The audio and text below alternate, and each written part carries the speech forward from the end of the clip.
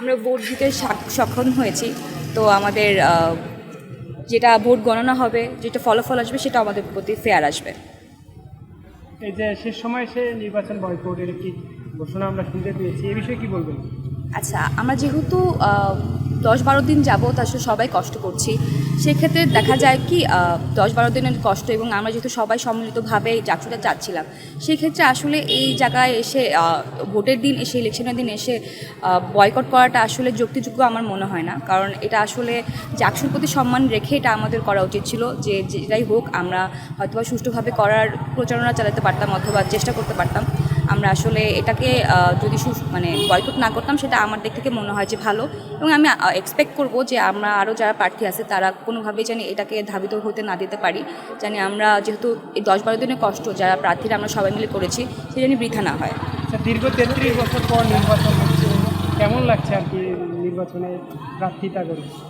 আচ্ছা, প্রার্থিতা করে তো অবশ্যই ভালো লাগছে। যে আমরা হারবো কি জিতবো জানি না, কিন্তু যেহেতু এত মানুষের সাথে পরিচিত হতে পেরেছি, সবার এত ভালোবাসা পাচ্ছি, যখন আমরা প্রচারণা করছিলাম তখন আর কি আমরা বুঝতে পারছিলাম না এই ব্যাপারটা। বাট আজকে যখন ভোট কেন্দ্রে যাচ্ছি আমরা, তখন এত মানুষের সাথে পরিচয় হচ্ছি, এত মানুষের ভালোবাসা পাচ্ছি, তো এটা দেখে আসলে ভালো লাগছে। শিবির কারচুপি করছে বলে অভিযোগ করেছে ছাত্রদল, আপনি কি বলবেন? আচ্ছা, এই ব্যাপারটা হচ্ছে সব জায়গা থেকেই সব ধরনের আমরা প্রোপাগান্ডা শুনতে পাচ্ছি, কিন্তু এটা আসলে কোনো সত্যতা আমরা পাচ্ছি না এখনও। তো আমরা এক্সপেক্ট করবো যে যেসব কথা উঠছে প্রশাসন এগুলো খতিয়ে দেখবেন, কারণ এগুলো তো আমাদের দেখার কাজ না, এগুলো আসলে প্রশাসনের দেখার কাজ। তারা এটাও বলেছে যে বিশ্ববিদ্যালয় প্রশাসন তাদেরকে সহযোগিতা করছে শিবিরকে, এটি কি আসলে সত্য কিনা? আচ্ছা, এই ক্ষেত্রে আসলে এটা আমরা যারা ভোটার আছি, প্রার্থী আছে, মেইনলি এই জায়গাটা আসলে ভোটাররা যদি সবাই ভোট দিতে আসেন, তাহলে এই জায়গাটায় আসলে তাদের কোনো কারচুপি করার কোনো মানে সাহস নেই অথবা অবস্থা থাকবে না।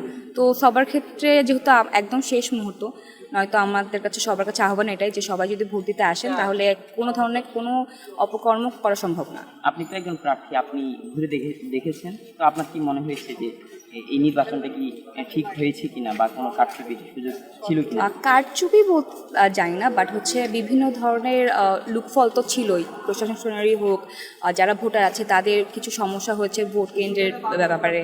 তো এই ব্যাপারগুলো আরও কেয়ারফুল হওয়া উচিত ছিল, যেহেতু আমরা 33 বছর পর ভোট দিতে যাচ্ছি অথবা জাকসু হচ্ছে।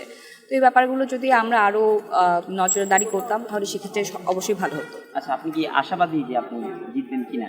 অবশ্যই আমি আশাবাদী, যেহেতু দাঁড়িয়েছি, যেহেতু কাজ করেছি এই কয়দিন, তো আমি অবশ্যই আশাবাদী। কারণ হচ্ছে যদি আমি কাজ করতে পারি, সেক্ষেত্রে আমার মনে হয় যে আমি শিক্ষার্থীদের জন্য ভালো কিছু করতে পারবো।